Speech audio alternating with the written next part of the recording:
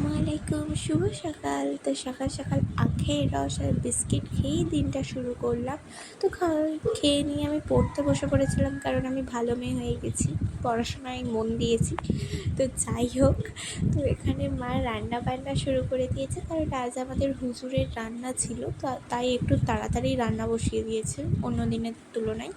তো এখানে আমি টিফিন বক্স নিয়ে চলে এসেছি হুজুরের। মা এখানে রান্না করেছে মাংস ভাত, মাংকর মাংকর তরকারি রান্না করেছে। এখানে বিফ ছিল, পটল ভাজা, আলু ভাজা সব ছিল। এখানে মা মাংস রেডি করে দিচ্ছিল।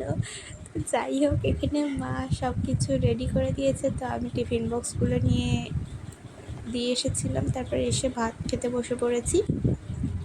মাংসের তরকারি দিয়ে ভাত খেয়েছি আজকে।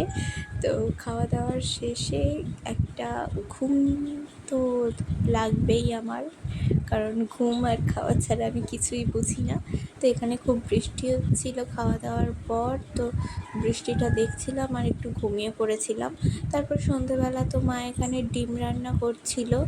তো এখানে ডিমের তরকারি হবে বলে ডিমটা ভেজে নিচ্ছে। এখানে মা আলুটা কষিয়ে নিচ্ছিল। তারপরে তরকারি হয়ে যাওয়ার পর মা এখানে হুজুরের ভাত রেডি করে দিচ্ছিল রাতেরটা। তারপর আমি রেডি হয়ে হুজুরের ভাতটা দিতে গিয়েছিলাম।